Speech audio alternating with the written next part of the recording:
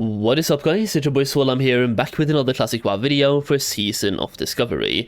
Now, today we are reacting to Meta Goblin's brand new video, Unmasking the Underworld of Goldselling. All of Blizzard's secrets has been leaked. Let's just jump right into it. I think this is going to be an absolute juicy video, so let's get into it. Here we go. So ever since I released the 4th episode of my Stranglethorn Vice series, there have been a number of developments. Developments, surprisingly, from Blizzard themselves. It seems that my videos have successfully snowballed the topic of gold selling and GDKPs in the community.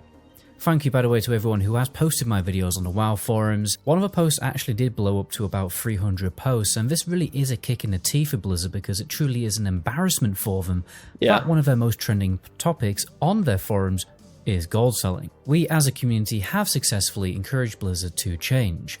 And I'm not just talking about the policy on GDKPs, there's a number of different things happening in the background that we will cover in this video, which are quite interesting. Before I jump in, guys, if you want early previews of my videos, I'm now posting a lot of that kind of content on my Instagram, so please give me a follow. I don't think people fully realise just how good remote PC software has revolutionised in the past few years. Why am I mentioning this? Well, imagine if you could level your WoW characters and farm gold while sitting at a bus stop or waiting for the girlfriend that you don't have to put her makeup on. Well, these days you can so easily with the app Sun Remote. It very easily connects to your PC.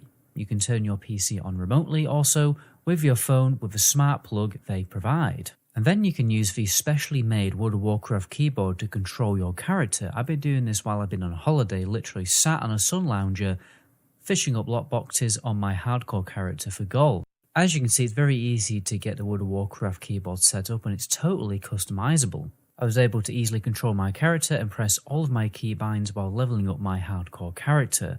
There's a free trial where you can fully test the app's features, and if you end up liking the app, you can get the game version. It works both on Android and iOS, and you can find all the information in the description down below about getting that free 7-day trial. So the GDKP is now a bannable offence. Blizzard have actually sent out a number of very threatening emails to people who have already participated in GDKPs to prove to players, yes, we are capable of tracking whether you have been in a GDKP and you will get banned. Now, unfortunately, there is already a GDKP workaround in the making that involves pre-bidding on a separate entity like Discord, and then the trading of enchanting materials instead of gold, or actually real money. We will do a full investigation into this in a follow-up video. But this isn't the only change Blizzard have implemented. As I mentioned in my latest STV video, gold farmers very often purchase game time with Argentinian debit cards to reduce the cost of the sub fee.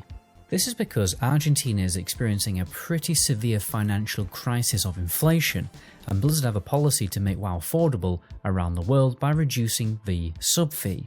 Now, I exposed this in my previous video, and now Blizzard have actually totally removed this policy. Previously, you could essentially buy game time in Argentina. They removed that policy, okay? Hasn't that been there for like years at this point? Okay, I mean, they're doing stuff. I guess the backlash actually gets to them, huh? Where they have to. It's the same thing that happened back in 2019 as well, when we had like a bunch of bots in Classic WoW, where Blizzard didn't even talk about the botting problem for half a year until, and I swear, every content creator made the same video in the same week talking about botting and how bad the problem was. There was like TMC articles and all of the website articles about botting as well. They got millions and millions and millions of impressions, forcing Blizzard to do something. And for the first time, I think it was half a year or a year or something, they hadn't talked about botting at all. For the first time, they finally responded after all of that millions of impressions talking about how bad botting was in their game. The thing is, people can say what they want about us not having an impact, but negative PR will have an impact. If people see that the game is shit, then they have to do something. And when gold selling is like portrayed in a negative light and like you highlight issues, they have to do something to respond to that feedback. It's just the way it works. It's the way of business. And Blizzard is a business. They have proven so many times. Argentinian currency for half the price, but now it looks like people who live in Argentina experiencing those financial difficulties will actually have to pay triple the usual sub fee. Ooh. So with this policy in mind, how difficult now is it for gold sellers to make a profit? Well, instead of paying $7, they will now pay $15 to set up an account, although there's probably workarounds with that anyway. But anyway, they do make $40 per account per day. So this really isn't a huge deterrent, but it is a slight deterrent. And the important thing to consider is when you have a number of small deterrents acting together, stacked up together, this does create a larger difficulty for the gold sellers. But what else are Blizzard doing? Well, they tease they're developing new tech, apparently, to tackle gold sellers. How true is that? Well, I have heard multiple reports that they're implementing an idea that actually came up from an early Stronger Form Vice episode, and that is human verification. So Blizzard have actually added human verification captures on the login screen when you are trying to log in to WoW on multiple clients on the same PC. This again is a small deterrent because it means gold sellers will now have to manually type in that capture from time to time on their account, which will slow down their gold per hour. If you found the video interesting so far, guys, please do subscribe to the channel. These videos take ages. It doesn't just slow down the gold per hour, it slows down the whole automation part of their botting operation. So I feel like that's a huge step in the right direction. Now, if they want to keep that going, they have to have captures during the gameplay as well, which can be very, very annoying to those of us who actually play in the game and not just botting. But yeah, it's one step in the right direction, and it really frustrates the whole automation part for bots, which is great. Just mess them up badly. Just to make, particularly when it comes to the research, or would really appreciate it. Blizzard are also getting better at doing hardware bans. This is where they directly ban your PC's ID, so that you can't just make a new account on the same PC. As we know, most gold sellers do use virtual machines to subvert this ban, but nonetheless this introduces another layer of difficulty. But unfortunately we still are quite far away from the ideal situation. The World of Warcraft anti-cheat software is nowhere near good enough in the fight against fly hackers. I mean, we've even got to the point where fly hackers are so popular and prevalent that streamers like Showbeck are shamelessly getting boosted by fly hackers while live on Twitch. Yeah. Holy shit, the angel started, the fucking wings sprouted, baby. Hell yeah, the wings sprouted. I mean, if fly hackers are confident enough to show themselves fly hacking on a live stream, it's painfully obvious that we have a serious problem. Yeah. Recently, Microsoft sacked nearly 2,000 staff employees from Activision Blizzard, and according to an interview of Aftermath, who interviewed former employees, almost all of those staff members were game masters, all within the field of customer support. Now, we interviewed a former GM who more or less confirmed that WoW GMs don't... I'm just going to put one thing out there. At the moment, there was a lot of bots selling boosts in stockades, and we know they're bots because they're posting the exact same message with the exact same capitalization letters in chat all the time. There's like, I think on my server alone, there's 20 mages. They're all level 33 to 36 in the same guild, posting the exact same message in chat all the time, and they're looking for people.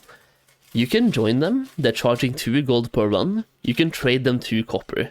And because their system is automated, they will take that as a trade went through, and you traded them some cash, and they start boosting. So you can abuse the bots if you want to. I'm just gonna put that out there. So like they think they're getting rich, just trade them 2 copper. They're bots. They will take the trade. It's insane. But they're doing it so openly. In stockades still. It's phase 2.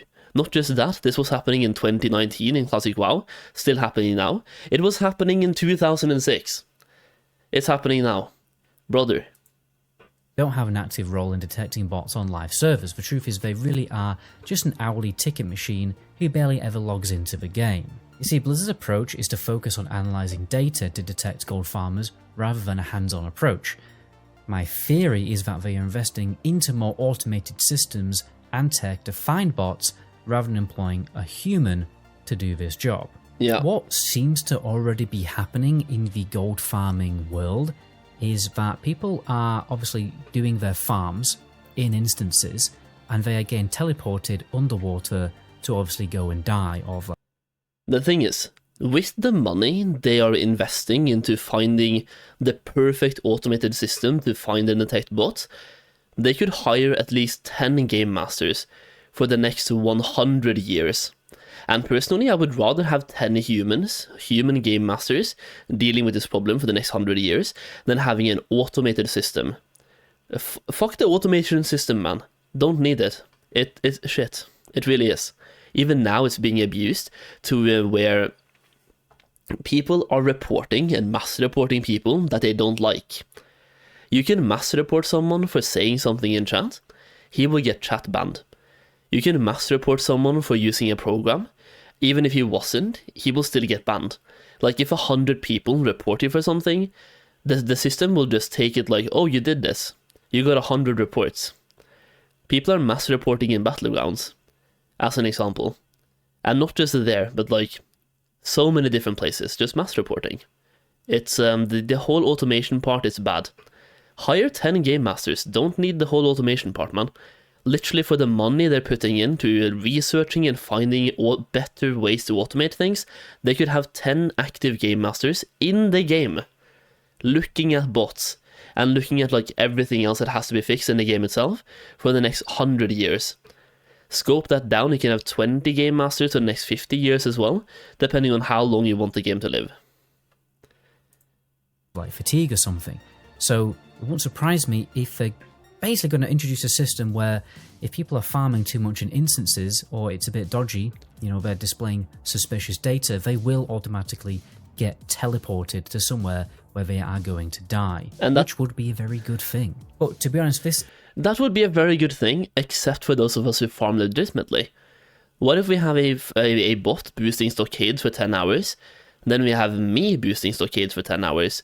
Why should I get punished by being teleported out and dying somewhere to fix like botting? That is not the perfect solution at all. It's like, it's okay-ish, but you're literally punishing real players for like to try to fix a botting problem because you refuse to have human input. You just want to have like automation systems. Man. Yeah, that's is a real problem in the 21st century in general. So many jobs are being replaced by software and AI, etc. You know, why pay multiple people 30 grand a year when you can pay one person to design some software that does their job instead for around about, you know, £10,000? In my humble opinion, humans should be working alongside these automated systems that acquire suspicious player data. There should be a combination of dedicated in-game GMs, finding bots, and using data analysis to find them. Even if we had one GM per server skulking the known gold farming spots like how it was SFK in Phase 1 or Black Temple in Warcraft Classic, it would be an improvement. The problem Very is much so. You have to pay that GM in a ballpark of 30 grand per year, and you still have piles and piles of customer tickets to deal with. Every game company obviously has a budget, and expenditure in the anti-cheat field really doesn't directly lead to a bonus in profits. And this is why main developers, they just don't spend a great amount of resources in this field across. The upper people at Blizzard are trembling in their 100 yachts right now that they might have to pay one person 30 grand per year. Yeah. This is the world we live in, boys. Where the integrity of the game goes down because we can't even pay a couple of people 30 grand per year because one person needs to have his bonus check of $100 million per year and get like 2 more yachts that he can own and host a party for like $10 billion.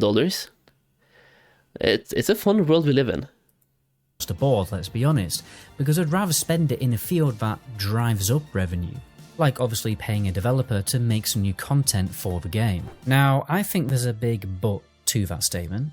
You see, if more and more irritating people like me continuously publicize the issue of RMT in World of Warcraft, then the company will see a revenue drop as a consequence, and therefore they'll have to spend more resources into investing into anti-cheat stuff to essentially like damage control the loss of players paying that subscription fee. Which is why it is important for videos like this or videos from different creators to be publicized as much as possible, you know, by you guys sharing it with as many people as you can, you know, putting it in your guild Discord, whatever, or getting your favorite streamer to react to it by posting it on their Reddit page. But anyway guys, until my next video, ciao. That was a pretty good one, man. Pretty good one. Nice. That's basically about the fallout as well from his previous videos here, talking about... I mean, the Strangles One Vice series has been really on point so far, covering so many important topics in WoW, talking about like the whole gold making aspect, or like gold selling aspect, botting aspect, everything else as well, RMT. It's been very interesting and very eye-opening.